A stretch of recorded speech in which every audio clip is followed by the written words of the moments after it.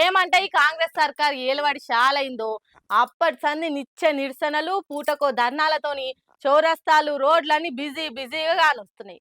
మరి అందరు చేసే తీర్లా మేం చేస్తే మా గోస ఎవరు పట్టించుకుంటారు? మామూలుగా చెప్తే ఎందుకు తిప్పలు తీరుస్తారని ఇగో ఈ తీర్ల కోపం చూపించి అలా బాధని చెప్పిర్రు ఇట్లా.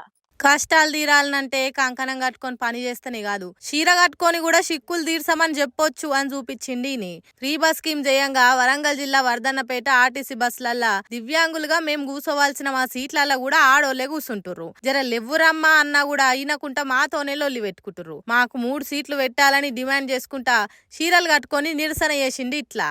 ఏదైతే తెలంగాణ రాష్ట్ర ప్రభుత్వం 6 గ్యారెంటీలో భాగంగా మరి ఆనాడు అమలు చేసినటువంటి ఆర్టీసీలో మహిళలకు ఉచిత ప్రయాణం ఏదైతే ఉందో ఆ ఉచిత ప్రయాణం కారణంగా ఈ తెలంగాణ రాష్ట్రంలో ఉన్నటువంటి 30 లక్షల మంది వికలాంగులు ఆర్టీసీ బస్ ఎక్కాలంటేనే భయపడేటటువంటి పరిస్థితి ఈ రోజు దాపరించింది.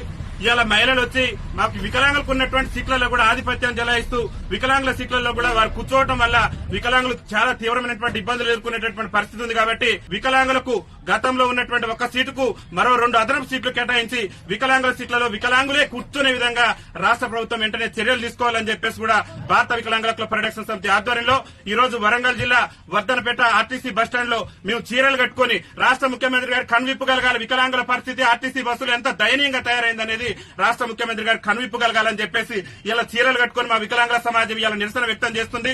ఈ నిరసనతోనైనా రాష్ట్ర మంత్రి గారికి రాష్ట్ర ముఖ్యమంత్రి గారికి కనువిప్పగలిగి ఆర్టీసీలో అదనంగా వికలాంగులకు మరో 2 సీట్లు కేటాయించి ఆర్టీసీలో వికలాంగుల సీట్లలో సకలాంగులు కూర్చుంటే ఆ సకలాంగుల మీద క్రిమినల్ కేసులు నమోదు చేసి వికలాంగుల సీట్లను వికలాంగులకే కేటాయించే విధంగా రాష్ట్ర ప్రభుత్వం చర్యలు తీసుకోవాలని చెప్పేసి భారత వికలాంగుల హక్కుల పరిరక్షణ సమితి ఆధ్వర్యంలో మేము ఈ నిరసన కార్యక్రమాన్ని చేపట్టడం జరిగింది. పాపం ఎంతకన్నా ఓపిక పడతారా వాళ్ళు కూడా చూసి ఓపిక చచ్చిపోయి ఇగో ఇట్లా బస్సు ఎక్కి బాధలు చెప్పుకుండు. మరి ఓ పథకం పెట్టినప్పుడు వెనక ముందు ఆలోచన చేసి ఎసోంటి తక్లీఫ్లు వస్తాయని ఆలోచన చేయకుండా స్కీములు నడిపిస్తే ఇగో గిసోంటి అయితే అనుకుంటా మాటలు అనబట్టిర్రు. ఆర్టీసీ బస్సుల నిత్య అవుతున్న రోజులు చూసి ఫ్రస్ట్రేషన్ పెరిగిన ప్యాసింజర్లు. మరి గోస చూసినాకనైనా సజ్జనార్తో సహా పెద్ద ఆఫీసర్లు ఏమన్నా ఆలోచన చేస్తారో చూడాలి.